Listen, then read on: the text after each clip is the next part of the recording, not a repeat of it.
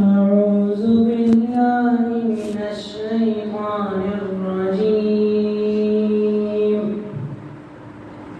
بسم الله الرحمن الرحيم. إنما حرم عليكم الميتة والدم ولحم الخنزير وما أهل به لغير الله فمن اضطر غير باغ ولا عاد فلا إثم عليه إن الله غفور رحيم. إن الذين يكتمون ما أنزل الله من الكتاب ويشترون به ثمنا قليلا أولئك ما يأكلون في بطونهم إلا النار ولا يكلمهم الله يوم القيامة ولا يزكيهم ولهم عذاب أليم.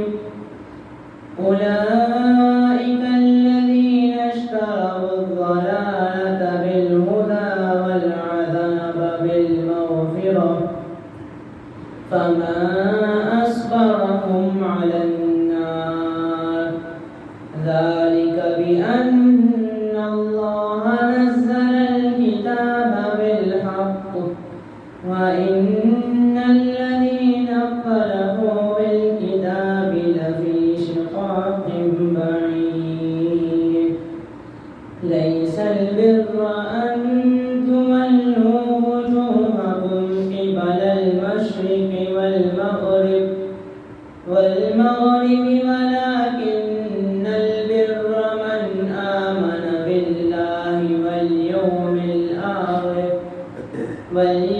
الآخر والملائكة والكتاب والنبيين وآتى المال على حبه ذوي القربى واليتامى والمساكين وابن السبيل والسائلين وفي الرقاب وأقام الصلاة وآتى الزكاة والموفون بعهدهم إذا عاهدوا والصابرين في البأساء والضراء وحين البأس أولئك الذين صدقوا وأولئك هم المتقون. صدق الله العظيم. میری آنکھیں ترستی ہیں یا رب، میری آنکھیں ترستی ہیں یا رب، مجھ کو باغ مدینہ دکھا دے، پیار سے زندگی دینے والے، پیار سے زندگی دینے والے، مجھ کو پیارے نبی سے ملا دے. تن پہ کھا کھا کے ظالم کے کوڑے، ہنس کے بولے بلال حبشی. تن پہ کھا کھا کے ظالم کے کوڑے، ہنس کے بولے بلال حبشی. میں نہ چھوڑوں گا دامن نبی کا، میں نہ چھوڑوں گا دامن نبی کا. بے حیا چاہے جتنی سزا دے، میری آنکھیں ترستی ہے یا رب، مجھ کو باغ مدینہ دکھا دے۔ لے کے تلوار فاروق گھر سے قتل کرنے چلے تھے نبی کو، لے کے تلوار فاروق گھر سے قتل کرنے چلے تھے نبی کو۔ پاس پہنچے تو کی عرض رو کر، پاس پہنچے تو کی عرض رو کر، میرے محبوب کلمہ پڑھا دے۔ میری آنکھیں ترستی ہیں یا رب، مجھ کو باغ مدینہ دکھا دے۔ پیار سے زندگی دینے والے مجھ کو پیارے نبی سے ملا دے۔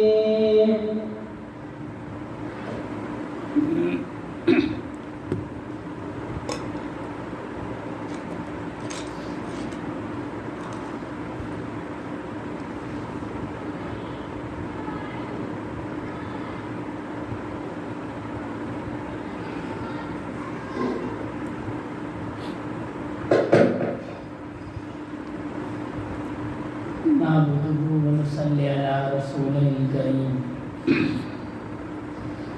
أما بعد، أعوذ بالله من الشيطان الرجيم، بسم الله الرحمن الرحيم، قال الله تعالى في قرآن المجيد، ومن يعمل مثقال ذرة خيرا يره ومن يعمل مثقال ذرة شرا يره۔ وقال النبي صلى الله عليه وسلم، إن في الجسد مضغة إذا صلحت صلح الجسد كله وإذا فسدت فسد الجسد كله ألا وهي القلب، أو كما قال عليه الصلاة والسلام۔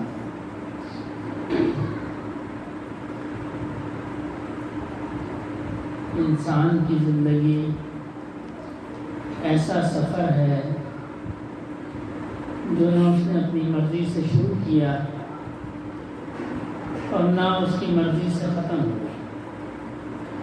دنیا میں انسان جتنے بھی سفر اختیار کرتا ہے وہ عام طور پر اس کی مرضی سے شروع ہوتے ہیں اور اس کی مرضی پہ ختم ہوتے ہیں، وہ خوشی کے سفر ہوں یا غمی کے سفر ہوں۔ کسی میت پہ چلا گیا ارادتاً جاتا ہے اور پھر وہاں سے ارادتاً واپس آتا ہے۔ دنیا کے جو سفر ہیں وہ انسان اپنی مرضی سے شروع کرتا ہے اور اپنی مرضی سے ختم کرتا ہے، سوائے زندگی کے سفر کے۔ یہ سفر نہ انسان نے اپنی مرضی سے شروع کیا اور نہ انسان کی مرضی سے یہ سفر ختم ہوا۔ یہ سفر شروع بھی اللہ رب العزت کی مرضی سے ہوا جب اللہ نے جس روح کو چاہا دنیا میں بھیج دیا، اور یہ سفر ختم بھی اللہ رب العزت کی مرضی سے ہوگا جب وہ چاہیں گے، جب بندے کا وقت ختم کر دیں گے بندے کو آنا پڑے گا۔ وہ یہ نہیں کہہ سکتا کہ جی میں نہیں آتا۔ تو یہ سفر جو ہے یہ اللہ رب العزت کی مرضی سے شروع ہوا اور انہی کی مرضی سے ختم ہوا۔ دنیا کی زندگی میں جب انسان سفر کرتا ہے تو وہ اپنے ساتھ سفر کی ضروریات کو لے کے جاتا ہے۔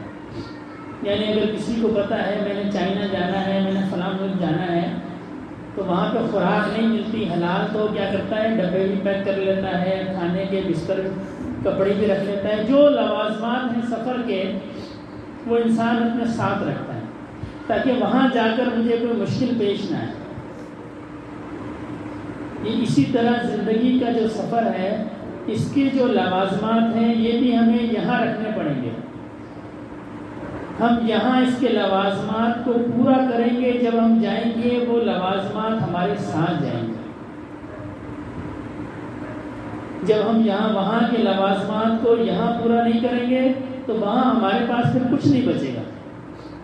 اب وہاں کے لوازمات کیا ہیں؟ یہاں کی کرنسی ہے نوٹ، سکہ، پیسے، اور وہاں کی کیا کرنسی ہے؟ وہ کرنسی ہے نیکی۔ وہاں کی کرنسی نیکی ہے، جو آج ہم یہاں نیکی کرتے ہیں وہ وہاں ہمارے اکاؤنٹ میں جمع ہو جاتی ہے۔ میں اکثر مثال دیا کرتا ہوں، ہمارے جو ساتھی ملک سے باہر جاتے ہیں سعودیہ وغیرہ میں، تو ان کا رہنے کا انداز کیا ہوتا ہے؟ ایک ایک کمرے میں 10 20 لوگ رہتے ہیں اور کوشش کرتے ہیں کہ زیادہ سے زیادہ پیسہ بچ جائے۔ کیوں کہ یہ پیسہ بچا کر ہم اپنے ملک جب جائیں گے تو پھر ہماری باقی زندگی آسائش کے ساتھ گزر جائے گی۔ اگر کوئی ان سے کہے کہ بھائی تم اتنا کماتے ہو ماشاءاللہ اور تم اپنے اوپر خرچ ہی نہیں کرتے، تو وہ کہے گا کہ بھائی مجھے یہاں میرا خرچہ نہیں دیکھو، یہاں میرا زندگی کا رہن سہن نہیں دیکھو، اگر تم نے میرا رہن سہن دیکھنا ہے تو پھر تم پاکستان آؤ میرے گھر، جب میں یہاں سے پاکستان جاؤں گا پھر تم دیکھنا میں کیسے رہتا ہوں، پھر میں کیسے رہتا ہوں۔ یہاں تو میں عارضی ہوں، اس لیے کہ میں یہاں مسافر ہوں، میں یہاں پر کمانے کے لیے آیا ہوں بس۔ اسی طرح انسان جو ہے وہ اس دنیا میں کمانے کے لیے آیا ہے۔ حدیث شریف کا مفہوم ہے کہ مومن کی زندگی جو ہے وہ دنیا مومن کے لیے مسافر خانے کی طرح ہے۔ جیسے مسافر ہوتا ہے نا، ایسے دنیا ہے، دنیا مسافر خانے کی طرح ہے، انسان اس میں مسافر ہے۔ اس کی یہ کوشش ہونی چاہیے میں زیادہ سے زیادہ کما کر نیچے لے جاؤں۔ ہم یہاں پہ سبحان اللہ کہتے ہیں، اللہ رب العزت وہاں پہ ہمارے لیے ایک درخت اگا دیتے ہیں، اور ایسا درخت جس کے نیچے عربی گھوڑا دوڑتا رہے 500 سال تک دوڑے گا، سایہ ختم نہیں ہوگا۔ یہ ایک دفعہ سبحان اللہ، جو ہم یہاں نیکی کرتے ہیں وہ وہاں جمع ہوتی ہے۔ حضرت علی رضی اللہ تعالیٰ عنہ سے روایت ہے، جو بندہ مذاق میں بھی گالی دیتا ہے اللہ اس کی قبر میں ایک بچھو کو پیدا کرتا ہے۔ ایک گالی جو ہم دنیا میں مذاق میں بھی دے دیتے ہیں، اللہ اس کے بدلے قبر کے اندر ایک بچھو پیدا کرتے ہیں۔ ہمارا ہر عمل ہم یہاں پہ جو بھی کرتے ہیں اس کے بدلے ہمارے جو وطن اصلی ہے، ہماری جو آخرت کی جگہ ہے جہاں ہم نے رہنا ہی رہنا ہے، وہاں پہ اللہ رب العزت اس کے بدلے کوئی نہ کوئی چیز پیدا ہوتی ہے۔ یہاں ہم گالی دیتے ہیں وہاں بچھو پیدا ہوتا ہے، یہاں سبحان اللہ کہتے ہیں وہاں درخت پیدا ہوتا ہے۔ علامہ اقبال نے سمجھانے کے لیے تمثیل کے طور پر اس نے لکھا ہے، کہنے لگا میں نے خواب دیکھا ہے، رات کو میں نے خواب دیکھا کہ میں جہنم کے اندر ہوں، اور جہنم جو ہے وہاں بڑی سردی ہے، نہ آگ ہے نہ کچھ ہے۔ تو مجھے بڑی حیرانی ہوئی، تو میں نے جہنم کا جو داروغہ تھا مالک، اس سے پوچھا کہ یہاں تو آگ نہیں ہے، دنیا میں ہم سنا کرتے تھے کہ جہنم میں تو بڑا گرم مقام ہے، وہاں تو آگ ہے، تو میں تو یہاں دیکھتا ہوں یہاں کوئی آگ نہیں ہے۔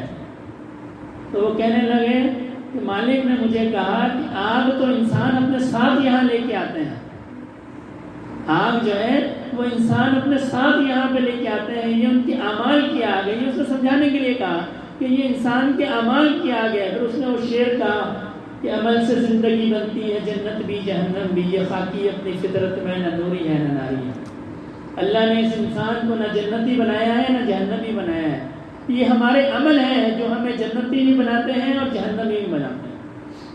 ورنہ اللہ رب العزت کی ذات تو اتنی محبت کرنے والی ہے، یا ایھا الانسان ما غرک بربک الکریم، انسان تجھے کس چیز نے اپنے رب کی طرف سے دھوکے میں ڈال دیا، اور ساتھ لفظ استعمال کیا کریم کا، یعنی میرے پاس آؤ تو ڈرنا نہیں، میرے پاس آؤ تو ڈرنا نہیں، میں سزا نہیں دیتا ہوں۔ ایک عربی جو ہے، عربی اس کو کہتے ہیں گاؤں میں رہنے والے کو، دیہاتی کو، وہ نبی کریم صلی اللہ علیہ وسلم کی خدمت میں حاضر ہوئے اور عرض کی کہ یا رسول اللہ حساب کون لے گا؟ جب ہم مر جائیں گے قیامت کے دن ہمارا حساب کون لے گا؟ تو آپ صلی اللہ علیہ وسلم نے فرمایا کہ اللہ رب العزت ہمارا حساب لیں گے۔ تو وہ خوشی سے جھومنے لگا، کہنے لگا پھر مجھے کوئی ڈر نہیں ہے، مجھے کوئی خوف نہیں ہے، اس لیے کہ اللہ کی ذات تو کریم ہے، معاف کر دینے والی ہے۔ جب بندہ اللہ سے سرکشی کرتا ہے پھر اللہ اس کو پکڑ لیتے ہیں، اور جب بندہ اللہ کے آگے عاجزی کرتا ہے، اللہ کے آگے جھک جاتا ہے، اللہ اس کو معاف کرواتا ہے۔ یہ جو انسان پکڑ میں آتا ہے نا، ہم لوگ جو پکڑ میں آتے ہیں، ہم اللہ کے آگے سرکشی کرتے ہیں، اس لیے ہم پکڑ میں آتے ہیں۔ ورنہ اللہ رب العزت نے قرآن پاک میں فرمایا ہے جو قوم مجھ سے معافی مانگتی ہے، استغفار کرتی ہے، میں کبھی اس پہ عذاب نہیں بھیجتا۔ جتنا مرضی بڑا گناہ ہو اللہ اس وقت تک عذاب نہیں بھیجتے جب تک بندہ اللہ سے استغفار کرتا رہے، اللہ سے معافی مانگتا رہے۔ جب بندہ سرکشی کرتا ہے پھر اللہ اس پر عذاب بھیجتے ہیں، پھر اس پر سختیاں آتی ہیں، پھر اس پر تکلیفیں آتی ہیں۔ یہ ہماری سرکشیاں ہیں جو ہمیں اللہ رب العزت کی طرف سے ہم پہ آزمائشیں آتی ہیں، ہم پہ بلائیں آتی ہیں، یہ ہماری سرکشی پہ آتی ہیں۔ ورنہ اگر بندہ اللہ کے آگے جھکا جائے، حضرت موسیٰ علیہ السلام نے اللہ رب العزت سے عرض کی کہ اللہ پاک اگر آپ کی ذات جو ہے وہ تیر انداز ہو، آپ کی ذات تیر انداز ہو اور حوادث زمانہ کے تیر ہوں تو بندہ کہاں جائے؟ اللہ رب العزت کی ذات تیر انداز ہو اور حوادث زمانہ کے تیر ہوں تو بندہ بچ کر کہاں جائے؟ فرمایا تیر انداز کے قدموں۔ جو بندہ اللہ کے قدموں میں جھک جاتا ہے، اپنے سر کو اللہ کے بارگاہ میں جھکا دیتا ہے، اللہ اس کو معاف بھی کر دیتے ہیں، اس کو اونچا بھی کر دیتے ہیں، اس کو اونچا بھی کر دیتے ہیں۔ حدیث شریف کا مفہوم ہے نا، جس نے اللہ کے لیے خود کو جھکا دیا اللہ اس کو اونچا کر دیتے ہیں۔ ایسی اللہ انسان سے محبت کرتا ہے۔ بشر حافی بہت بڑے بزرگ گزرے ہیں، آپ ننگے پاؤں مدینے کی گلیوں میں گھومتے تھے، اس لیے آپ کا نام حافی پڑ گیا، ننگے پاؤں والا۔ اتنے بڑے بزرگ ہیں کہ وقت کے امام جو ہیں امام مالک رحمۃ اللہ علیہ، امام مالک رحمۃ اللہ علیہ جب حضرت بشر حافی گزرا کرتے تھے تو امام مالک ان کے پیچھے پیچھے چلا کرتے تھے۔ کسی نے کہا کہ حضرت آپ اس وقت فقہ کے اتنے بڑے امام ہیں، یہ تو درویش ہے، یہ آپ اس کے پیچھے چلتے ہیں۔ فرمایا جس اللہ کو میں کتابوں سے جانتا ہوں بشر حافی اس اللہ کو پہچانتے ہیں۔ ایسے اللہ والے تھے۔ اور آپ کی توبہ کا واقعہ کیا ہے؟ شراب پیا کرتے تھے، شرابی تھے پکے۔ ایک دفعہ شراب کے نشے میں جا رہے تھے تو دیکھا زمین پر جو ہے ایک کاغذ پڑا ہے اور اس پہ لکھا ہے بسم اللہ الرحمن الرحیم۔ تو دل میں خیال آیا کہ اللہ کا نام ہے اور زمین پر پڑا ہے، حالانکہ حالت نشہ میں تھے۔ اللہ کا نام ہے اور زمین پر پڑا ہے، اس کو اٹھایا، ایک درہم یا دینار کا عطر خریدا، اس کو اس نام پہ ملا اور اس کے بعد اس کو اونچی جگہ پہ رکھ دیا، اس کو اونچی جگہ پہ رکھ دیا۔ رات کو خواب میں کسی نے کہا کہ تم نے اللہ کے نام کو صاف کر کے اونچی جگہ پر رکھا، اللہ نے تمہارے دل کو صاف کر۔ اور حضرت حسن بصری رحمۃ اللہ علیہ کو خواب میں حکم ہوا جاؤ اور جا کے ان کو فیض دو۔ اللہ تو اتنی محبت کرتے ہیں، بندہ اللہ کے پاس جھک جائے پھر اللہ اس کو واپس نہیں جانے دیتے۔ اللہ قدردان ہے، اللہ قدردانی فرماتے ہیں، پھر نہیں جانے دیتے۔ پہلا قدم صرف بندے نے خود اٹھانا ہے، بس جب بندے نے پہلا قدم اٹھا دیا اللہ کی طرف، اللہ تو دوڑ کے اس کی طرف آتے ہیں۔ حدیث قدسی نا، بندہ اللہ کی طرف چل کے آتا ہے، اللہ اس کی طرف دوڑ کے آتے ہیں۔ ایسی اللہ بندے سے محبت کرتے ہیں، صرف بندے نے پہلا قدم اٹھانا ہے، بس کوئی غلطی ہو، کوئی نافرمانی ہو جائے، بندہ اللہ کے قدموں میں جھک جائے، سجدے میں اپنے سر کو رکھ دے۔ اللہ کو سب سے زیادہ پسند ہے سجدے والی حالت۔ کیوں انسان اپنے سر کو زمین پہ ڈال دیتا ہے؟ یا اللہ میں کسی قابل نہیں ہوں، آپ کی ذات تو عظمت والی ذات ہے۔ حضرت مجدد علی ثانی رحمۃ اللہ نے لکھا ہے کہ ہم نے اللہ رب العزت کے بارے میں جو سنا ہے، آپ کی صفات کے بارے میں، اللہ رب العزت کی بزرگی کے بارے میں جو بھی سنا ہے یہ درست نہیں ہے، ان سب کی نفی کر دو۔ فرمایا ان سب کی نفی کر دو، اس لیے کہ اللہ رب العزت کی ذات تو ہمارے خیالات سے زیادہ ہے، اتنی عظمت والی ذات ہے، ہم تو سوچ بھی نہیں سکتے، ہم تو لکھ بھی نہیں سکتے۔ اللہ رب العزت کی ذات ورا الورا ہے، یہ حضرت کے الفاظ ہیں، اللہ رب العزت کی ذات ورا الورا ہے، ہماری عقل میں نہیں آ سکتی اللہ رب العزت کی ذات، اس لیے حکم ہے نا کہ اللہ کی ذات پہ نہ سوچو، اللہ کی صفات پہ سوچو، ایسی عظمت والی ذات ہے اللہ رب العزت کی۔ اور پھر جب انسان گناہ کرتا ہے اور پھر جب معافی مانگتا ہے، اللہ کہتے ہیں میں نے معاف کر دیا۔ 100 سال اس نے گناہ کیے، صرف ایک دفعہ کہا یا اللہ آپ مجھے معاف کر دیں، اللہ فرماتا ہے میں نے تجھے معاف کیا۔ ایسی محبت والی ذات ہے، اور اس زندگی کے سفر کا کوئی بھروسہ نہیں ہے یہ کب ختم ہو جائے۔ جس وقت بھی انسان کا سفر ختم ہوا اسی وقت اس کو کہا جائے گا چلو ہمارے ساتھ چلو، جو تم نے کمانا تھا وہ کما لیا۔ قرآن پاک کی آیت کا مفہوم ہے نا کہ جب جہنمی، جب اہل دنیا جو ہے یہ کل صراط سے گزریں گے تو مختلف لوگوں کے پاس مختلف استطاعت ہوگی، بعض کے پاس ہلکی روشنی ہوگی، بعض کے پاس زیادہ روشنی ہوگی، ان کی پیٹھ پہ روشنی جلتی ہوگی، بعض آہستہ آہستہ جائیں گے، بعض بالکل تیز رفتاری سے بجلی کی طرح گزر جائیں گے۔ تو جب مومنین کے پاس روشنی ہوگی، اللہ والوں کے پاس روشنی ہوگی، مسلمانوں کے پاس روشنی ہوگی، تو جو کافر ہوں گے وہ ان سے پوچھیں گے تم روشنی کہاں سے لے کے آئے؟ تو وہ مومن کہیں گے ہم روشنی پیچھے سے لے کے آئے ہیں۔ تو کافر یہ سمجھیں گے کہ شاید پیچھے جہاں اعمال نامہ تل رہا تھا وہاں کوئی روشنی مل رہی تھی جو کہ ہم نے نہیں لی، حالانکہ ان کی مراد یہ ہوگی کہ یہ روشنی ہم دنیا سے لے کے آئے۔ یہ جو آج ہم اللہ کا قرآن پڑھتے ہیں یہ ہماری قبر میں نور بنتا ہے، یہ آج ہم اللہ کا ذکر کرتے ہیں، اللہ کا نام لیتے ہیں، یہ ہماری قبر میں نور بنتا ہے، ہمارے دل میں نور بنتا ہے۔ یہ جو آج ہم نماز پڑھنے جاتے ہیں، حدیث شریف کا مفہوم ہے جو اندھیرے میں نماز پڑھنے جاتا ہے، فجر میں اور عشاء میں، یہ اندھیرے کی نمازیں ہیں، جب قیامت کے دن اٹھے گا اللہ اس کے ماتھے پہ 2 نور دیں گے۔ یہ نور ہے، یہ دنیا کے جو ہم اعمال کرتے ہیں، دنیا میں جو اللہ کو رضا کے ہم اعمال کرتے ہیں، یہ ہمیں نظر نہیں آتے، اس لیے کہ ہمارے پاس بصیرت کی آنکھیں نہیں ہیں، بصارت کی آنکھیں ہیں۔ یہ نظر آتے ہیں، اللہ نے جن کو بصیرت کی آنکھیں دی ہیں ان کو نظر آتے ہیں۔ دیکھو امام ابو حنیفہ رحمۃ اللہ علیہ کے حالات میں آتے ہیں نا، وضو فرماتے تھے لوگ، جب وضو فرماتے تھے تو جو ان کے گناہ گرتے تھے، حدیث شریف میں جب بندہ وضو کرتا ہے تو اللہ پاک اس کے گناہوں کو اس پانی کے ذریعے بہا دیتے ہیں، اس پانی کے ذریعے ان گناہوں کو بہا دیتے ہیں۔ امام ابو حنیفہ رحمۃ اللہ علیہ کے حالات میں آتا ہے جب لوگ وضو کرتے تھے تو آپ ان کے پانی سے گرتے ہوئے جب گناہ ہیں تو دیکھا کرتے تھے۔ ہمارے بڑے حضرت رحمۃ اللہ علیہ کے حالات میں بھی آتا ہے، پھر حضرت نے دعا کی اللہ امت کے ایوب کا جو ہے دروازہ مجھ سے بند کر دیں۔ تو جن کو اللہ نے بصیرت کی آنکھیں دی ہیں وہ دیکھتے ہیں۔ ایک سالک جو ہے کسی شیخ کے بعد اپنے شیخ سے ملنے کے لیے گئے تو وہ کہنے لگے کہ تمہارے باطن سے زنا کی بدبو آتی ہے۔ وہ کہنے لگے حضرت زنا تو نہیں کیا، البتہ میں جا رہا تھا تو ایک خراب عورت پر میری نظر پڑ گئی۔ فرمایا یہ اس کا اثر ہے جو تمہارے باطن سے آتا ہے۔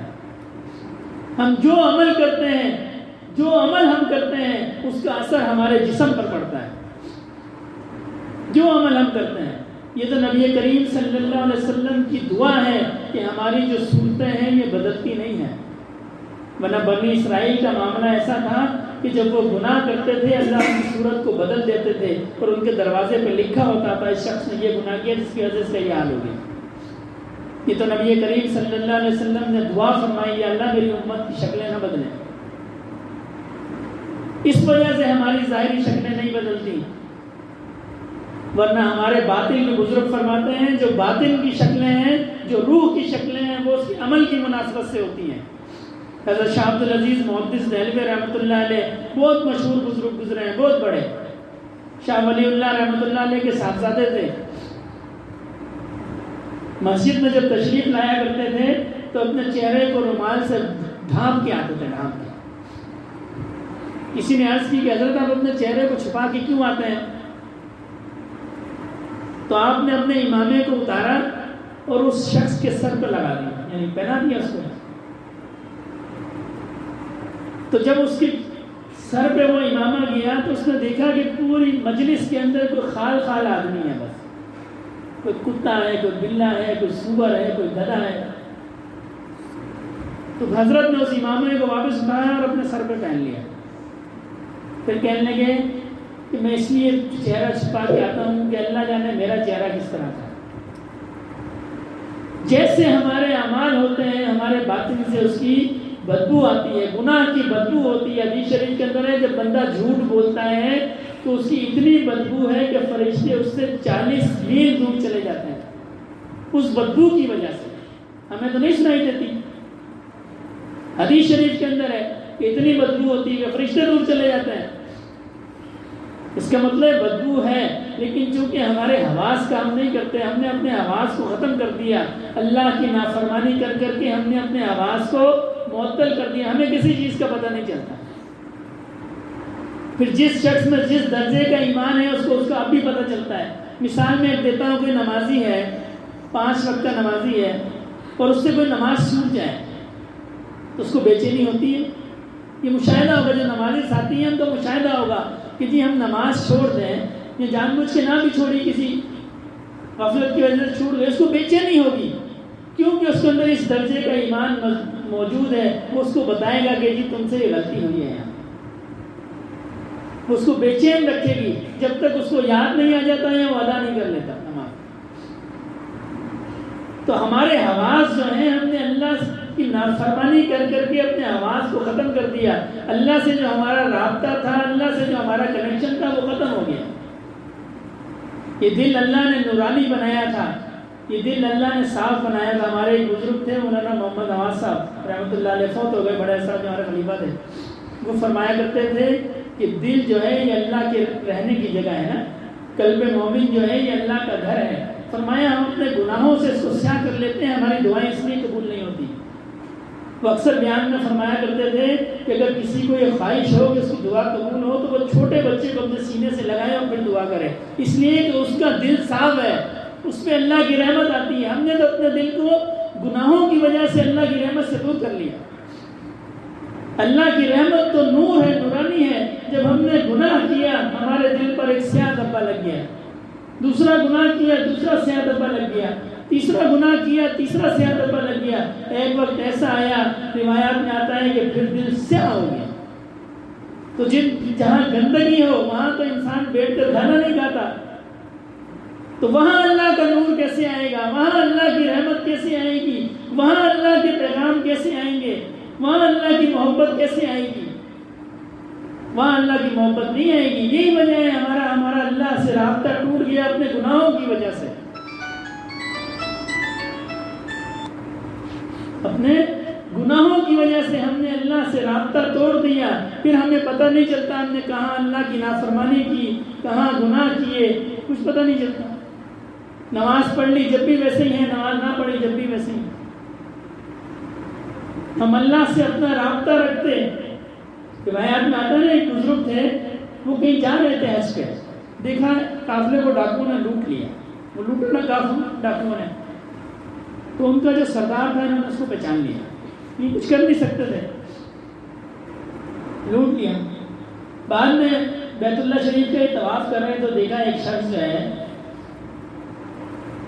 وہ بیت اللہ کا طواف کر رہا ہے، بلکہ اس سے پہلے انہوں نے دیکھا کہ ایک مسجد میں یہ نماز پڑھ رہا ہے، انہوں نے اس کو دیکھا، اس کو پہچان لیا، اس کو کہنے لگے تم نماز بھی پڑھتے ہو اور چوریاں بھی کرتے ہو، میں نے تمہیں پہچان لیا، تم ڈاکو تھے، تم نے ہمارا قافلہ لوٹا تھا اور تم نماز بھی پڑھتے ہو۔ تو وہ کہنے لگا کہ حضرت میں نے اللہ سے اپنے سارے رابطے نہیں توڑے۔ فرماتے ہیں کچھ عرصے کے بعد میں بیت اللہ حج کے لیے گیا تو میں نے دیکھا ایک شخص ہے، اس نے بیت اللہ کے غلاف کو پکڑ رہا ہے اور زار و قطار رو رہا ہے، یا اللہ مجھے معاف کرا۔ تو فرمانے لگے مجھے اس کو بڑا رشک آیا کہ دیکھو اللہ نے اس کو کتنی گریہ زاری کی توفیق دی ہے، جو آنکھوں سے آنسو نکلنا ہے یہ بھی اللہ کی توفیق ہے، اور یہ بہت بڑی نعمت ہے۔ آج ہم کہتے ہیں جی مردانگی کے خلاف ہے رونا، آنکھوں کا نرم ہونا، دل کا نرم ہونا، حدیث شریف کے اندر ہے دل کا نرم ہونا اللہ کی بڑی نعمتوں میں سے۔ یہ جو دل نرم ہوتا ہے نا، آنکھوں سے آنسو نکلتے ہیں، اس کی بڑی قیمت ہے اللہ کے نزدیک۔ کوئی بندہ اللہ کی یاد میں روتا ہے، نوجوان کے بارے میں ہے جب وہ اللہ کی یاد میں روتا ہے تنہائی کے اندر، اللہ سے توبہ کرتا ہے، اس کی آنکھ سے آنسو کو قطرہ نکلتا ہے، اللہ کو بہت محبوب ہے۔ اللہ رب العزت اس نوجوان کی برکت سے مشرق سے مغرب تک قبروں سے عذاب کو اٹھا لیتا ہے، ایک نوجوان کی وجہ سے۔ یہ جو آنکھوں کا نرم ہونا ہے نا، دل کا نرم ہونا، آنکھوں کا بہنا، یہ اللہ کی بہت بڑی نعمت ہے۔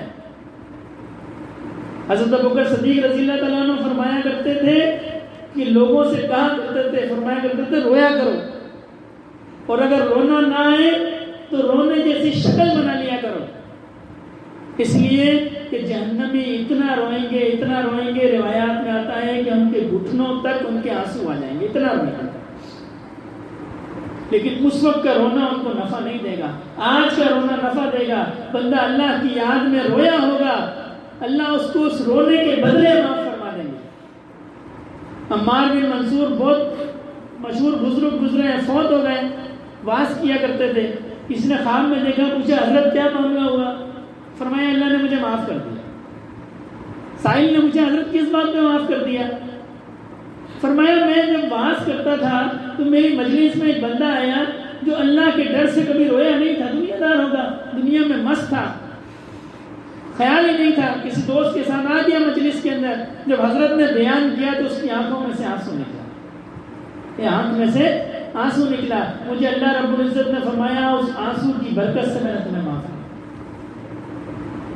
یہ آنکھ کا آنسو جو ہے، یہ آنکھ کا آنسو نہیں ہے، یہ موتی ہے، موتی۔ جس طرح موتی کی ایک قیمت ہوتی ہے، جتنا کھرا موتی ہوگا اتنی اس کی زیادہ قیمت ہوگی، اسی طرح آنکھ کا جو آنسو ہے، آنکھ کا جو پانی ہے تو پانی ہے نا، آنکھ کا بھی پانی ہے، ناک کا بھی پانی ہے، منہ کا بھی پانی ہے اور کان کا بھی پانی ہے، لیکن یہ جو آنکھ کا پانی ہے، یہ جتنا اللہ کی یاد میں نکلا ہوگا، جتنا جذبات سے نکلا ہوگا، یہ اتنا قیمتی موتی بنے گا۔ تو جب بندے کو تنہائی ملے، بندے کے پاس وقت ہو، اللہ کے احسانات کو یاد کرے، اپنے گناہوں کو یاد کرے، اللہ کے آگے سر جھکا دے، اس کی آنکھ سے آنسو کا قطرہ نکل گیا، آنسو کا قطرہ تو بڑی بات، اس کی صرف پلکیں گیلی ہو گئی، اللہ اس کی برکت سے بخشش فرمائے۔ تو میں عرض کر رہا تھا، اس شخص نے غلاف کعبہ پکڑا اور رو رہا تھا زاروں کتاب، تو حضرت کو بڑی حیرت بھی ہوئی کہ جی کتنا اللہ نے اس کو رونے کی توفیق بخشی۔ فرمایا میں اس کے نزدیک گیا تو میں نے دیکھا وہ وہی ڈاکو ہے، تو میں نے اس سے پوچھا کہ تمہیں اللہ نے یہ نعمت کیسے دے دی، تم تو ڈکیتیاں مارا کرتے تھے۔ فرمایا میں نے اللہ سے اپنے سارے رابطے نہیں توڑے تھے، میں نے اللہ سے اپنے رابطے کو بحال رکھا، اللہ نے اس کی برکت سے مجھے ان گناہوں سے معاف کیا، چھوڑ دیا میں نے۔ تو بندہ یہ نہ سوچے کہ میں پورا دن، یہ شیطان کا وسوسہ ہے، ہم نماز پڑھتے ہیں، کوئی گناہ ہو گیا، شیطان کہتا ہے کیا فائدہ نماز پڑھنے کا۔ نوجوان داڑھی نہیں رکھتے، کسی سے کہو جی داڑھی نہیں رکھتے، وہ کہتا ہے یہ داڑھی رکھوں گا تو پھر سارے نیک کام کرنے پڑیں گے۔ یہ شیطان کا دھوکہ ہے، جس نیک کام کی اللہ توفیق دے وہ نیک کام فوراً بندہ کر لے، اس کی برکت سے اللہ پھر اس کو دوسرے کام کی توفیق دیں گے، پھر تیسرے کام کی توفیق دیں گے، پھر چوتھے کام کی توفیق دیں گے۔ ہمت تو کرے بندہ اللہ کی طرف قدم تو بڑھائے۔ جب بندہ اللہ کی طرف قدم بڑھائے گا اللہ اس کو قبول کر لیں گے۔ اللہ تو قدردان ہے، اللہ تو قدردان ہے۔ حضرت عمر فاروق رضی اللہ تعالیٰ عنہ نے دعا کی کہ اللہ مجھے شہر مدینہ میں موت دینا، مجھے شہر مدینہ میں موت دینا، یہ انہوں نے اللہ سے دعا کی، اور اللہ نے ان کو موت بھی شہر مدینہ میں دی، اور نبی کریم صلی اللہ علیہ وسلم کا رفیق بھی بنا دیا قبر کے اندر، ایک ہی جگہ پہ ان کے قدموں میں سلا بھی دیا۔ یہ اپنی طرف سے اللہ نے دیا۔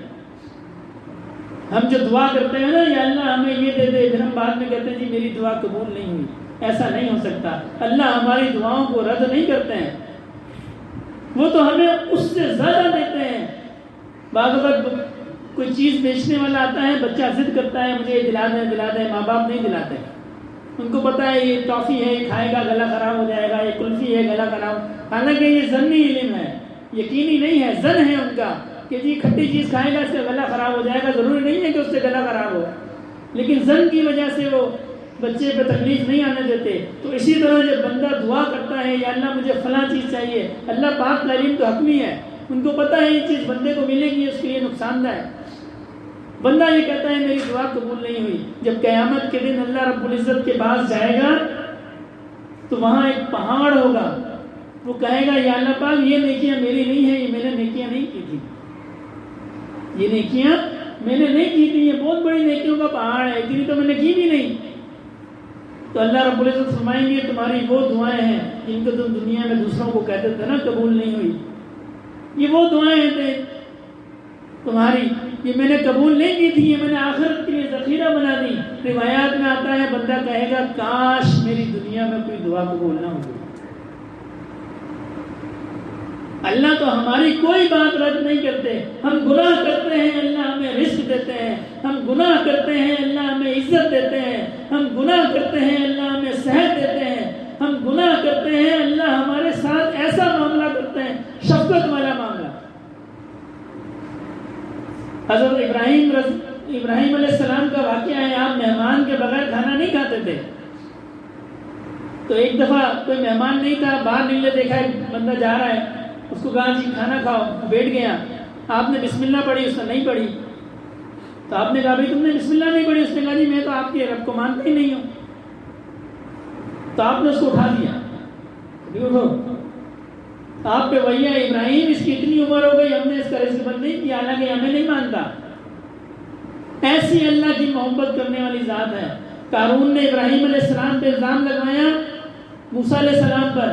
موسیٰ علیہ السلام جلال میں آ گئے، زمین کو حکم دیا اس کو پکڑ لو. وقت کے پیغمبر تھے، زمین نے پکڑ لیا. اس نے کہا موسیٰ مجھ سے غلطی ہو گئی، مجھے معاف کر دو. آپ جلال میں لانے والے اور پکڑو اس کو، اور پکڑو اور پکڑو. تو زمین اس کو نگل گئی. وہ کہنے لگا آپ میری دولت کی وجہ سے مجھ پہ ایسا کرتے ہیں، دولت پہ قبضہ کریں گے. آپ نے زمین کو حکم دیا، اس کی دولت اس کے سر پہ اور پھر اس دولت سمیت نیچے. موسیٰ علیہ السلام پہ وہی آئی، موسیٰ تمہیں ترس نہیں آیا؟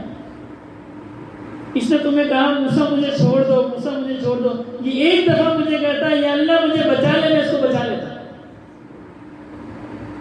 ایسی اللہ کی محبت کرنے والی ذات ہے. حضرت یونس علیہ السلام قوم نے نافرمانی کی، وقت کے پیغمبر تھے، دیکھا نہیں قوم سدھر سکتی، وہ دعا کی چلے گئے.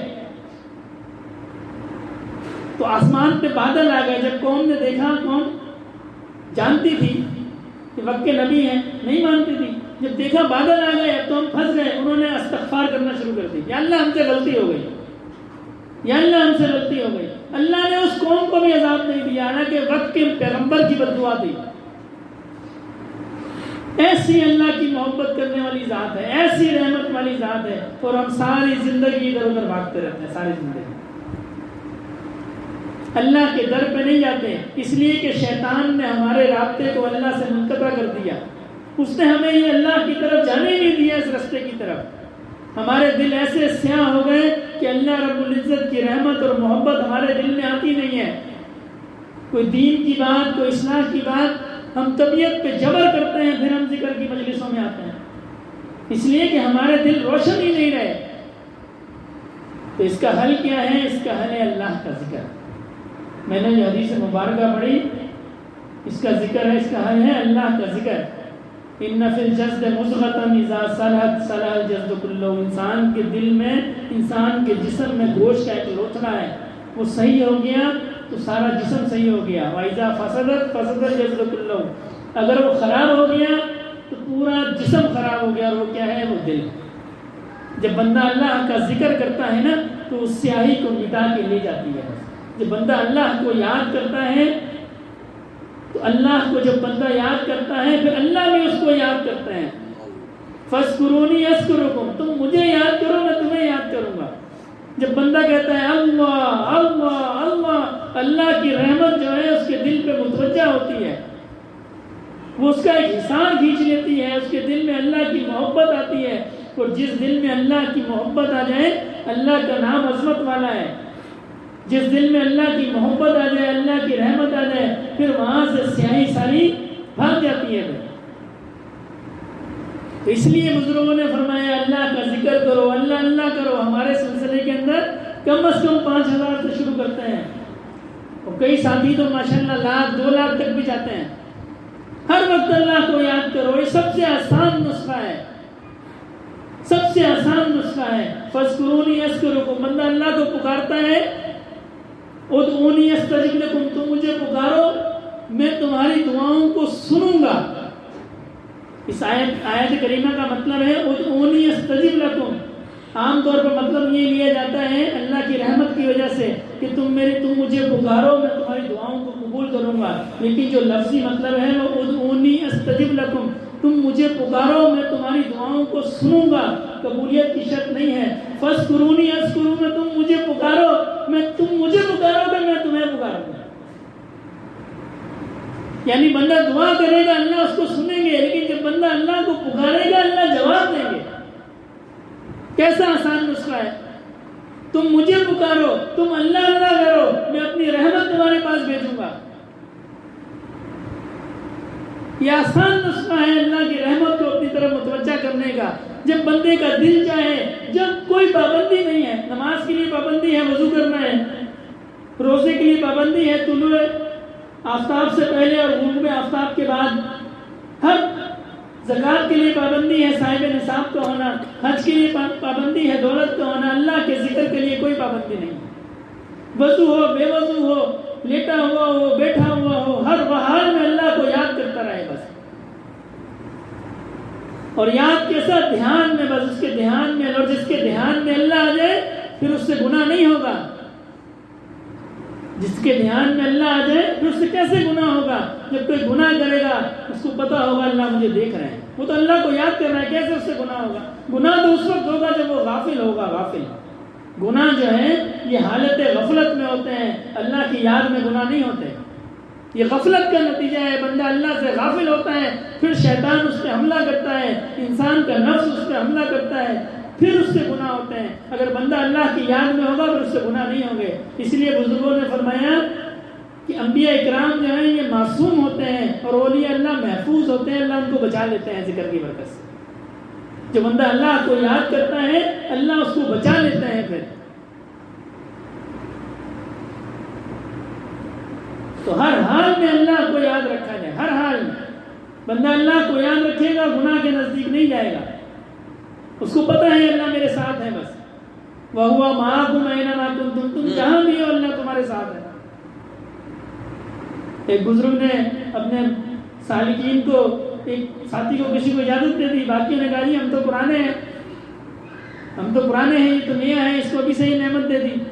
تو سب کو مرغیاں دی. تو میں مرغیاں لے جاؤ, اس کو جہاں کوئی تمہیں دیکھتا نہ ہو وہاں ذبح کر دو.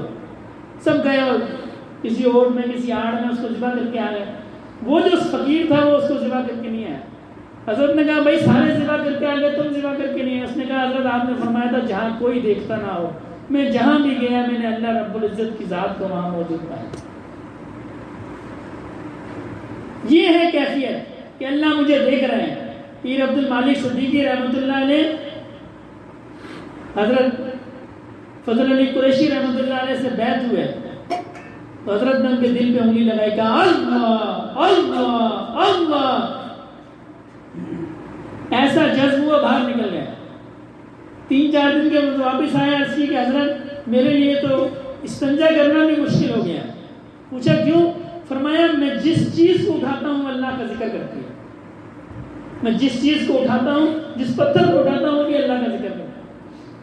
ہر چیز اللہ کا ذکر کرتی ہے. اس کائنات کی جو روح ہے وہ اللہ کا ذکر ہے. جو چیز اللہ کا ذکر نہیں کرتی وہ فنا ہو جاتی ہے. اسی لیے بزرگوں نے لکھا ہے یہ درخت ہیں یہ اللہ کا ذکر کرتا ہے پودے, اور اگر ان کو توڑ دیا جائے تو یہ اللہ کا ذکر بند کر دیتے ہیں, اس سے فنا ہو جاتے ہیں. حضرت فضل علی قریشی رحمۃ اللہ علیہ کی مجلس میں کسی فقیر نے جو ہے وہ گھاس توڑا ہو ایسے, جیسے بعض لوگوں کی عادت ہوتی ہے کوئی نہ کوئی کام کرنے کی. حضرت نے دیکھ لیا, فرمایا تم نے 2 غلطیاں کی. ایک تو تم نے اپنے شیخ کی مجلس میں لغو کام کیا, بیکار بے مقصد کام کیا, یہ تم نے غلطی کی. اور دوسرا تم نے جاندار پودے کو توڑ دیا, یہ اللہ کا ذکر کر رہا تھا, تم نے اس کو توڑ دیا, یہ مر گیا. اللہ کے ذکر سے اس کو موڑ دیا. ہر چیز اللہ کا ذکر کرتی ہے. جب اللہ کا ذکر بند ہو جائے گا قیامت آ جائے گی. حدیث شریف کے اندر ہے نا کہ قیامت اس وقت آ جائے گی جب کوئی بھی اللہ کا ذکر نہیں کرے، ایک بھی انسان اللہ کا ذکر کرتا ہوگا، اللہ کو یاد کرتا ہوگا، اللہ کو پہچانتا ہوگا، قیامت نہیں آئے گی۔ قیامت اس وقت آئے گی جب بندہ اللہ کے ذکر سے غافل، ایک بھی انسان اللہ کا ذکر کرنے والا نہیں ہوگا، اللہ پاک اس زمین کو ختم کر دیں گے، اس کائنات کو ختم کر دیں گے۔ اتنا برکت والا ہے اللہ کا نام، اتنا برکت والا اللہ کا نام ہے کہ جب تک بندہ اللہ کو یاد کرتا رہے گا، اللہ اس کائنات کو اس کی برکت سے قائم رکھیں گے، اور جب اللہ کے ذکر سے غافل ہو جائے گا، اللہ اس کائنات کو ختم کر دیں گے۔ تو اس زندگی میں اللہ کو یاد کرنا ہے، اللہ کو راضی کرنا ہے، اللہ سے معافی مانگنی ہے، یہ ہمیشہ کے لیے نہیں ہے۔ میں اور آپ خوش نصیب ہیں، اس زمین کے اوپر ایسی قوم بھی آئے گی کہ اللہ اس سورج کو، یہ مشرق سے نکلتا ہے اور مغرب میں گرتا ہے، جب تک یہ مشرق سے نکلتا رہے گا اللہ ہماری توبہ کو قبول کرتے رہیں گے۔ اس زمین کے اوپر ایسا وقت بھی آئے گا کہ اللہ اس سورج کو مغرب سے نکالیں گے، پھر غروب کر دیں گے، پھر مشرق سے نکالیں گے، پھر بندہ کہے گا یا اللہ مجھے معاف کر دو، اللہ اس کو معاف نہیں کرے۔ یہ میں اور آپ جو ہیں ہم خوش نصیب ہیں، اللہ نے ہمیں ایسے زمانے میں پیدا کیا، سورج کو مغرب سے نکالتے ہیں، مشرق سے نکالتے ہیں، مغرب میں غروب فرماتے ہیں۔ یہ اس بات کا اعلان ہے کہ میں ابھی بھی تمہاری توبہ کو قبول کروں گا۔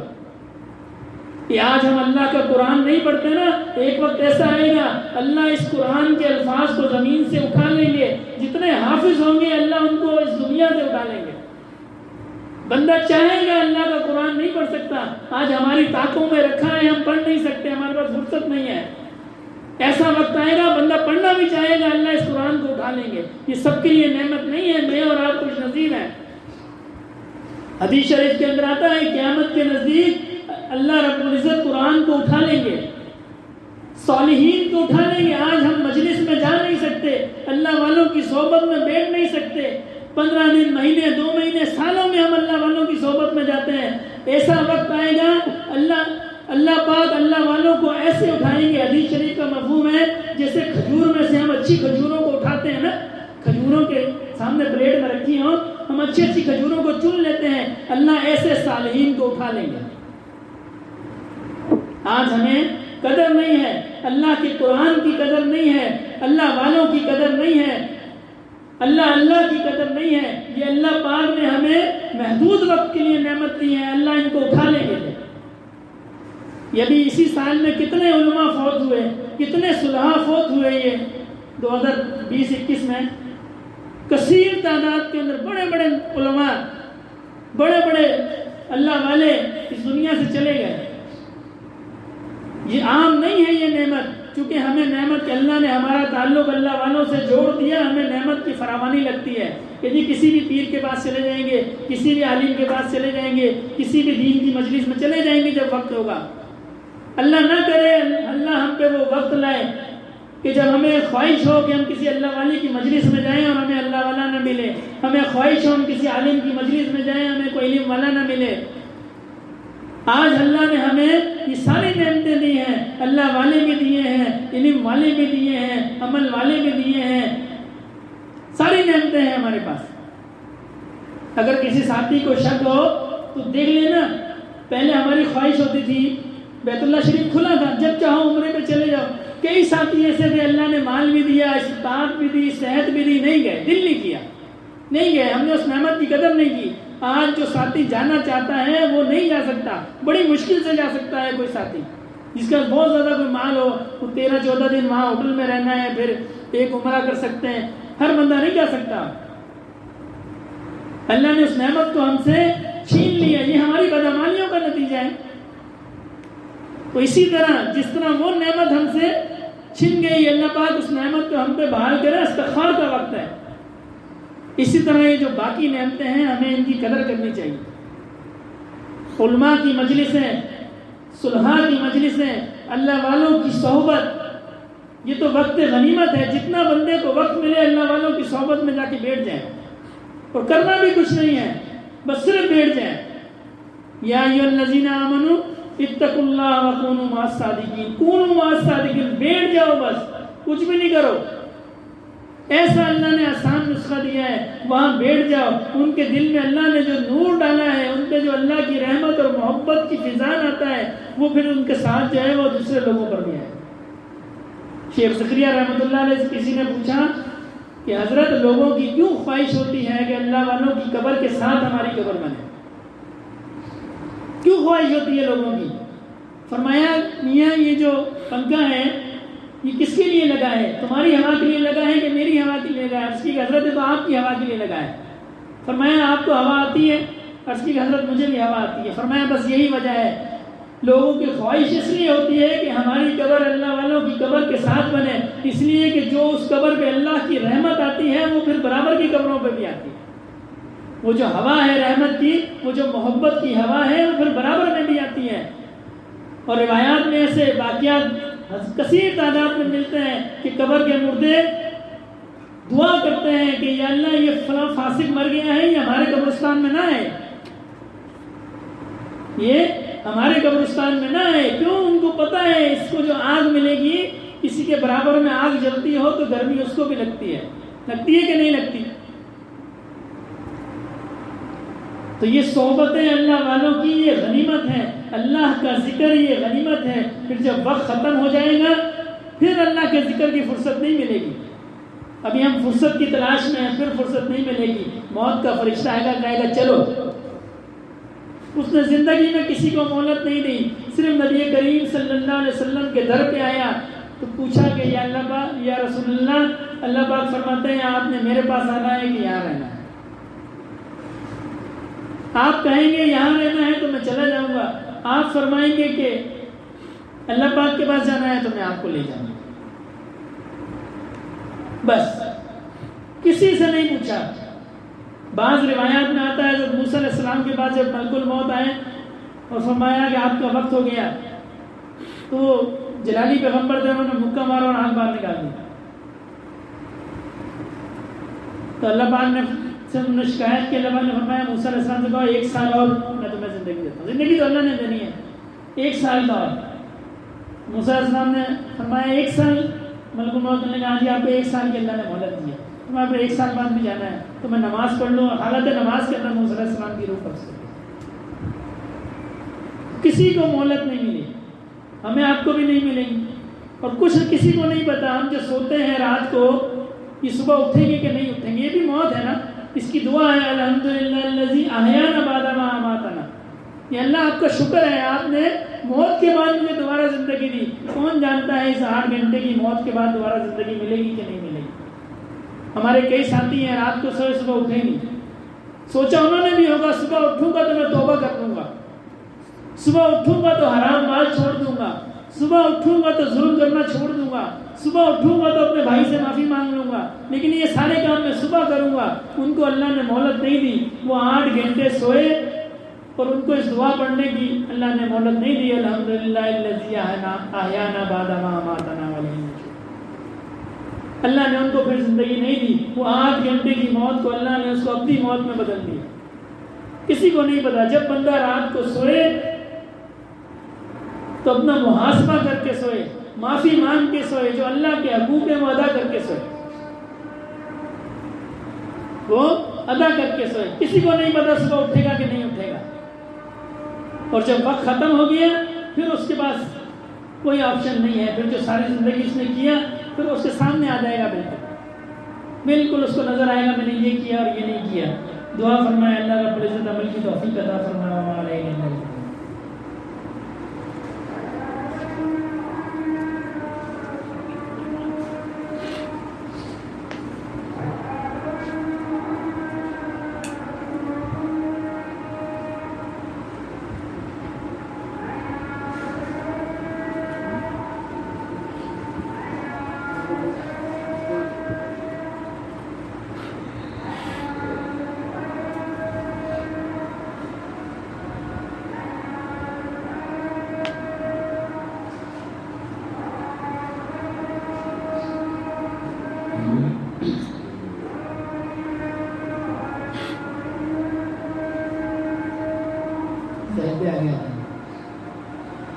تھوڑی دیر اللہ کو یاد کریں گے. ہمارے سلسلہ عالیہ نقشبندیہ کے اندر اس طریقے سے ذکر کرتے ہیں, اس کو مراقبہ کرتے ہیں. لائٹ کو بند کر دیا جاتا ہے، اندھیرا کر دیا جاتا ہے، اپنے چہرے پہ رومال یا کپڑا ڈال لیں اور یہ تصور رکھنا ہے کہ بھائی میں اکیلا ہوں، کوئی نہیں ہے میرے ساتھ، میں اکیلا ہوں، میں ہوں اور اللہ رب العزت کی ذات ہے۔ تسبیح چلائی جائے گی، تسبیح نہ فرض ہے، نہ واجب ہے، نہ سنت ہے، یہ صرف بزرگوں کا ایک طریقہ ہے کہ اس طریقے سے خیالات بھٹکتے نہیں ہیں بلکہ وہ تسبیح کی آواز پہ یکسو رہتے ہیں۔ تو جب تسبیح کی ایک ٹک ٹک ٹک ٹک سنائی دے تو اس کو ٹک ٹک نہیں تصور کرنا، بلکہ اس کو یہ تصور کرنا ہے کہ میرے دل کی دھڑکن ہے۔ دل کی دھڑکن بھی ٹک ٹک کرتی ہے، ٹک ٹک ٹک ٹک، بندہ خاموش ہو دل پہ ہاتھ رکھے تو وہ ٹک ٹک ہی کرتی ہے۔ تو یہ تسبیح کی ٹک ٹک نہیں ہے، یہ میرے دل کی دھڑکن ہے اور یہ کر رہی ہے اللہ اللہ اللہ، اور اپنا جو ذہن ہے، اپنے جو خیالات ہیں، اس کو بالکل دل پہ مرکوز رکھنا ہے، بالکل دل پہ توجہ رکھنی ہے، اور دل کی توجہ جو ہے اللہ رب العزت کی ذات کی طرف رکھنی ہے۔ یہ خیال یہ رکھنا ہے کہ اللہ رب العزت کی ذات کی طرف سے میرے دل کے اندر اللہ کی محبت اور اللہ کی رحمت آ رہی ہے، اور اس کی برکت سے میرا دل جو ہے یہ روشن ہو رہا ہے، کیونکہ جب اللہ کی رحمت آتی ہے تو دل روشن ہوتا ہے۔ حدیث شریف کے اندر ہے کہ جو بندہ جس گھر میں اللہ کا ذکر کیا جاتا ہے وہ آسمان والوں کو ایسا چمکتا ہوا نظر آتا ہے جیسے زمین سے ستارے چمکتے ہوئے نظر آتے ہیں۔ تو یہ تو اس گھر کی برکت ہے جس گھر میں اللہ کا ذکر ہو، اور جس دل میں اللہ کا ذکر ہو وہ آسمان سے کیسا چمکتا ہوا نظر آتا ہوگا۔ تو جس دل میں اللہ کا ذکر ہوتا ہے وہ بھی روشن ہوتا ہے، وہ بھی چمکتا ہے۔ تو تصور یہ رکھنا ہے کہ میرے دل میں اللہ کی رحمت اور محبت آ رہی ہے اور میرا دل روشن ہو رہا ہے۔ اگر خیالات جو ہیں زیادہ تنگ کریں تو سانس کو روک لیں، زبان کو تالو کے ساتھ لگا کے سانس کو روک لیں جتنی دیر روک سکتے ہیں، پھر آہستہ آہستہ سانس کو خارج کریں۔ اس سے خیالات سانس روکنے کی وجہ سے دوبارہ یکسو ہو جائیں گے، وہ یہاں وہاں بھٹکیں گے نہیں۔ تو پہلے تمام ساتھی 3 دفعہ استغفار، 10 دفعہ درود شریف، 10 دفعہ تیسرا کلمہ، 11 دفعہ سورہ اخلاص اور 1 دفعہ سورہ فاتحہ۔ استغفر اللہ ربی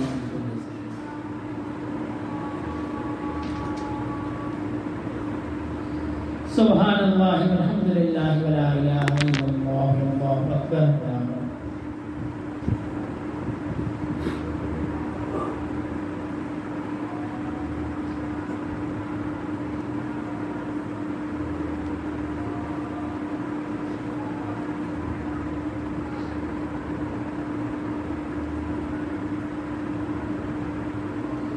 صلی اللہ علیہ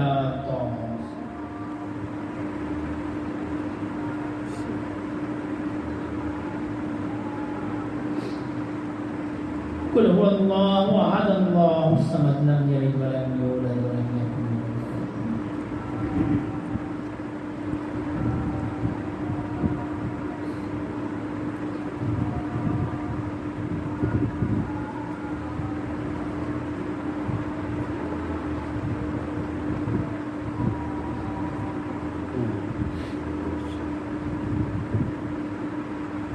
الحمدللہ رب العالمین الرحمن الرحیم مالک یوم الدین ایاک نعبد و ایاک نستعین اهدنا الصراط المستقیم صراط الذین انعمت علیہم غیر المغضوب علیہم ولا الضالین۔ الحمدللہ رب العالمین والصلاۃ والسلام علی سید المرسلین۔ یا اللہ پاک جو پڑھا گیا اس کا ثواب نبی کریم صلی اللہ علیہ وسلم کی بارگاہ عالیہ میں پیش فرمائیے۔ آپ کے تو فیض جملہ صحابہ کرام، سلسلہ عالیہ نقشبندیہ کے جملہ شیوخ و اجدام، خصوصاً میرے دادا رحمۃ اللہ علیہ کے نام اعمال میں داخل فرمائیے۔ یا اللہ پاک اس کا ثواب جملہ مسلمان مردوں اور عورتوں، زندہ و مردہ سب کے نام اعمال میں داخل فرمائیے۔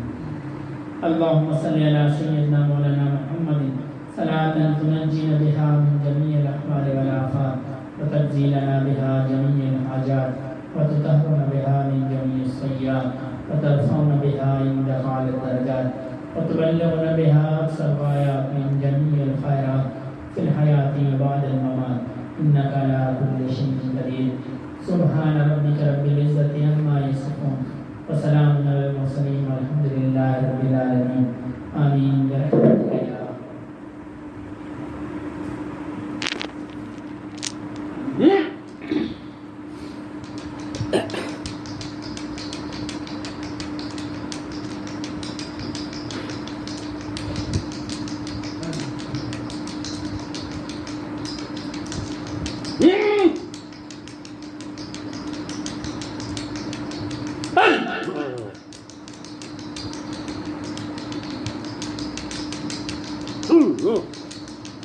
إنما المؤمنون الذين إذا ذكر الله وجلت قلوبهم وإذا تليت عليهم آياته زادتهم إيمانا وعلى ربهم يتوكلون الذين يقيمون الصلاة ومما رزقناهم ينفقون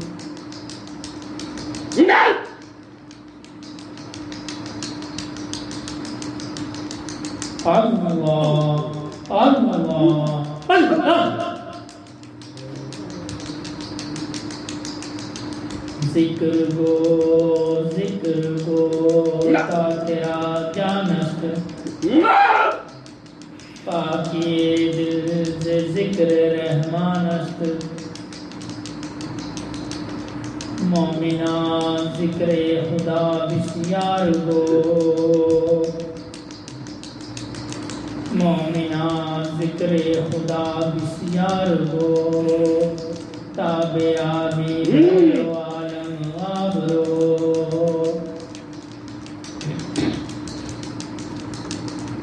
ذکر حق آمد غذائے روح را ذکر حق مرہم دل مجروح را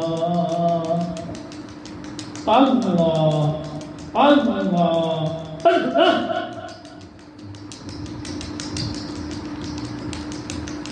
نہ دنیا سے نہ دولت سے نہ گھر آباد کرنے سے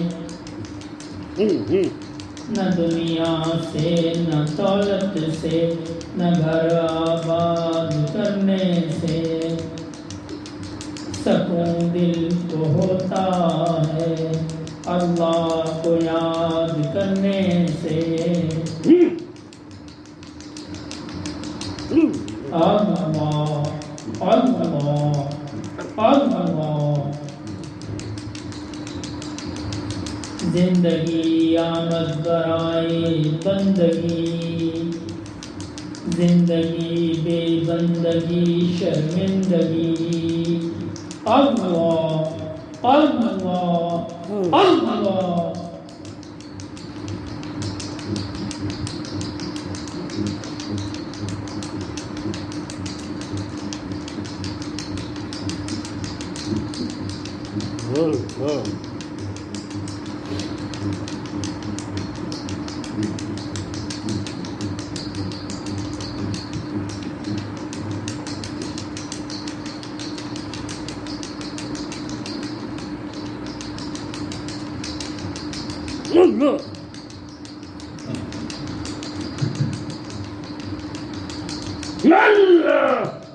ان کو دل میں بسایا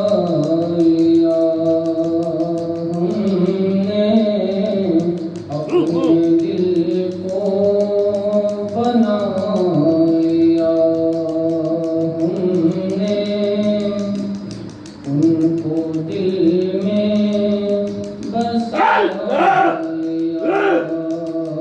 ہم نے اپنے دل کو بنا لیا ہم نے ان کے دامن سے ہو کے وابستہ ان کے دامن سے ہو کے وابستہ سب سے دامن چھڑایا ہم نے سب سے دامن چھڑایا ہم نے ان کے نقش قدم پہ چل کر ان کے نقش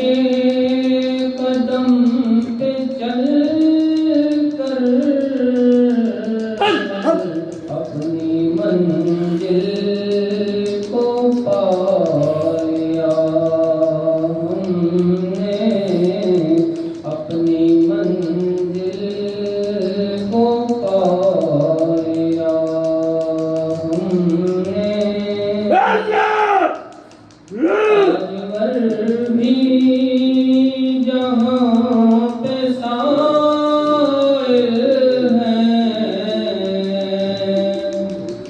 تاجور بھی جہاں پہ سائل ہیں، ایسا دربار پا لیا ہم نے، ایسا دربار پا لیا ہم نے،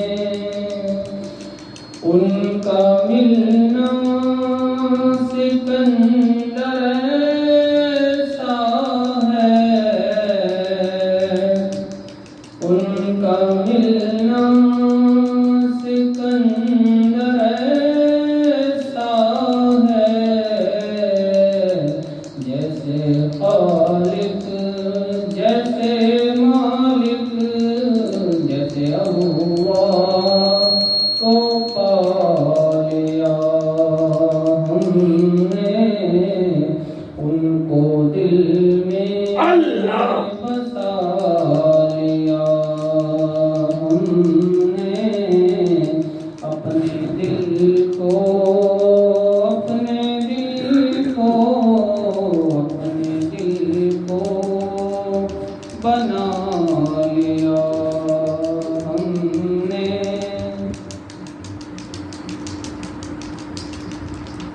اللہ اللہ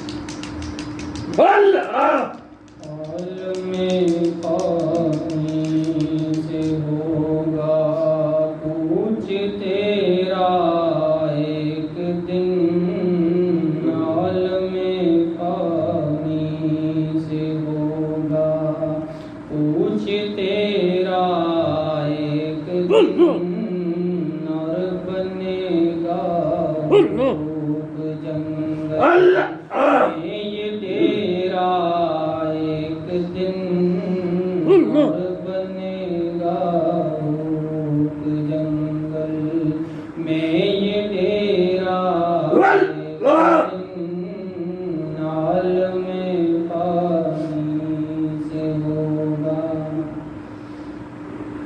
دور نظروں سے رہے گی روشنی مہتاب کی، دور نظروں سے رہے گی روشنی مہتاب کی، قبر میں دیکھیں گی یہ ایک دن، قبر میں دیکھیں گی یہ آنکھیں اندھیرا ایک دن، عالم پانی سے ہوگا۔ کہہ رہی تھی موت یہ کیوں جینے پہ مغرور ہے، کہہ رہی تھی موت یہ کیوں جینے پہ مغرور ہے، مسافر میں تیرا ایک دن، اے مسافر دم نکالوں میں تیرا ایک دن، عالم پانی سے ہوگا۔ اے جلالی کیوں لگائیں ہم کسی سے اپنا دل، اے جلالی کیوں لگائیں ہم کسی سے اپنا دل، ہم کو بھی کرنا ہے جنگل میں بسیرا ایک دن ہم کو بھی کرنا ہے جنگل میں بسیرا ایک دن عالم پاکی سے ہوگا کوچ تیرا ایک دن اور بنے گا جنگل یہ تیرا ایک دن عالم پانی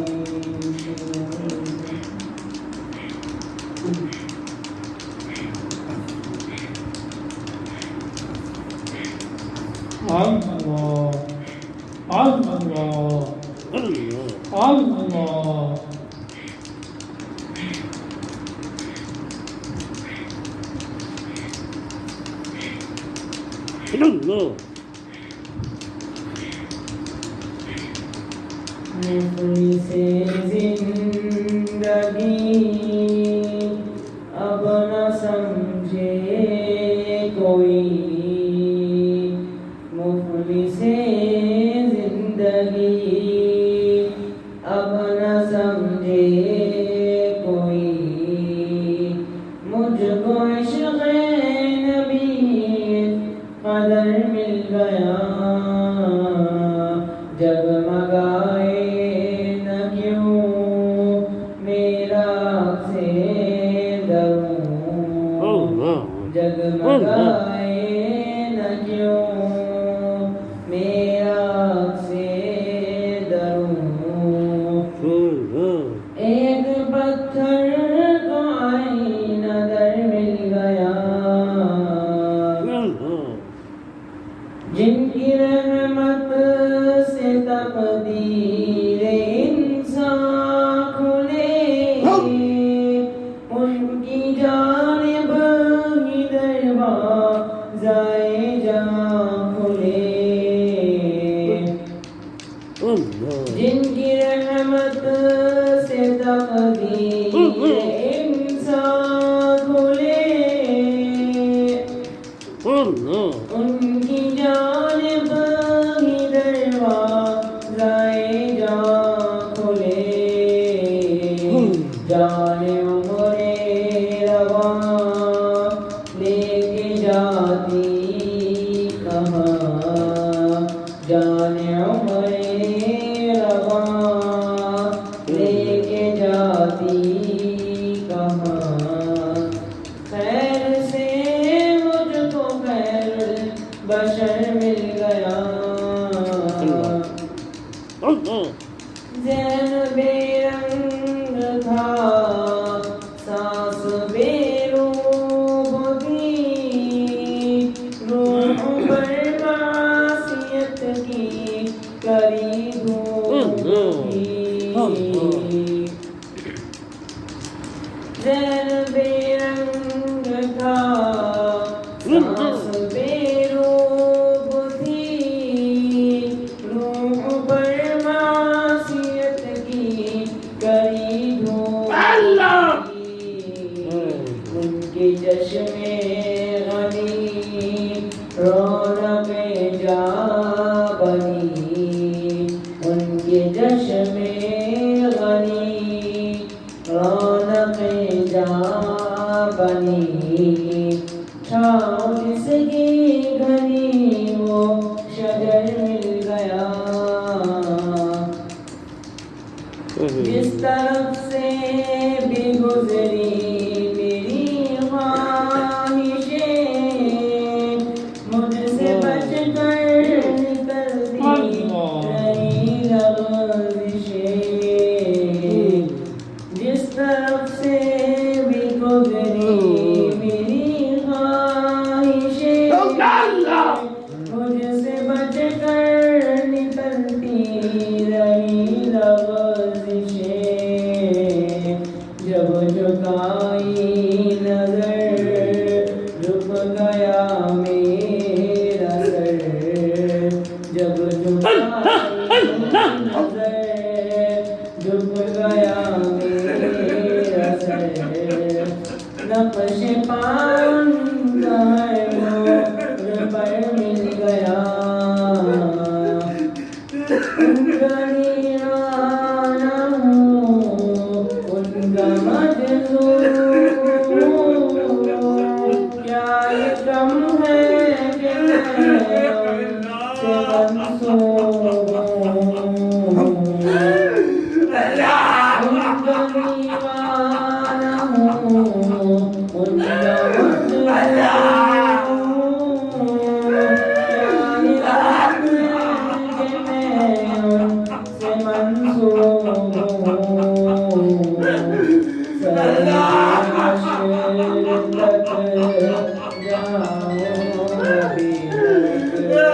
شہر حشر تک جاؤں ابھی تک مجھ کو اتنا روزان سفر مل گیا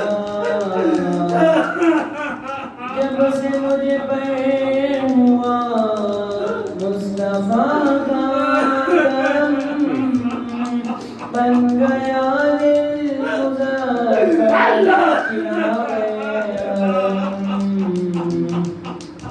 جب سے مجھ پر ہوا مصطفیٰ کا کرم بن گیا دل مظفر چراغ علم زندگی پھر رہی تھی بھٹکتی ہوئی زندگی پھر رہی تھی بھٹکتی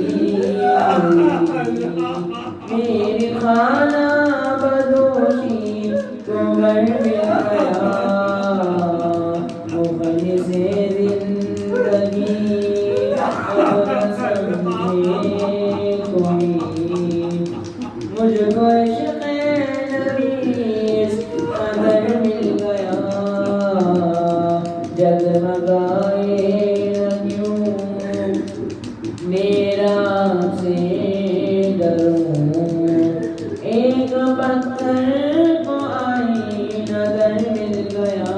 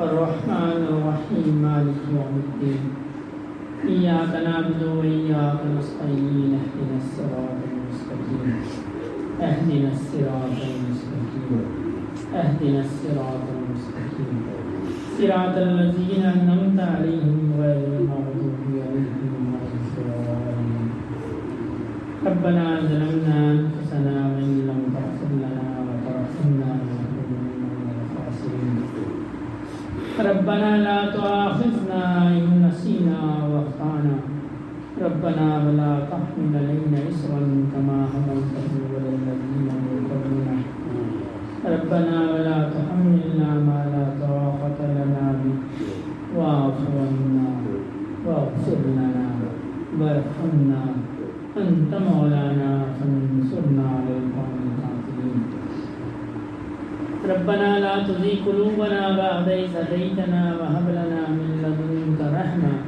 إنك أنت الوهاب ربنا هب لنا من أزواجنا وذرياتنا قرة أعين واجعلنا للمتقين إماما ربنا آتنا في الدنيا حسنة وفي الآخرة حسنة وقنا عذاب النار اللهم إنا على ذكرك وشكرك وحسن عبادتك اللهم إنك عفو تحب العفو فاعف عنا اللهم حاسبني حسابا يسيرا اللهم حاسبني حسابا يسيرا اللهم حاسبني حسابا يسيرا اللهم اغفر لنا قبل الموت وارحمنا عند الموت ولا تعذبنا بعد الموت ولا تحاسبنا يوم القيامة إنك على كل شيء قدير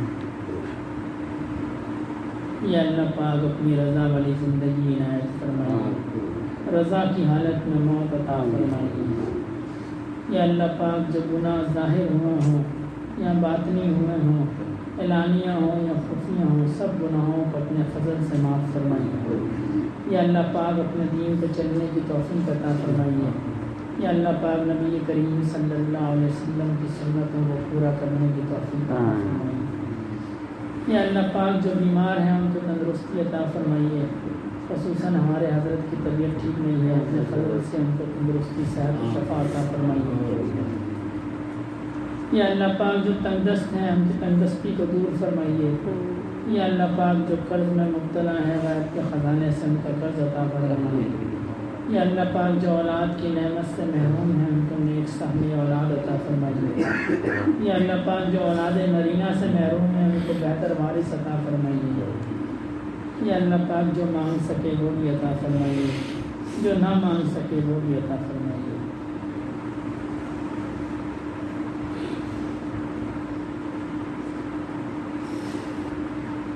اللهم صل على سيدنا مولانا محمد صلاة تنجينا بها من جميع الأحوال والآفات وتجزي لنا بها جميع الحاجات وتطهرنا بها من جميع السيئات وترفعنا بها عندك أعلى الدرجات وتبلغنا بها أقصى الغايات من جميع الخيرات في الحياة وبعد الممات إنك على كل شيء قدير سبحان ربك رب العزة عما يصفون وسلام على المرسلين والحمد لله رب العالمين آمين برحمتك يا أرحم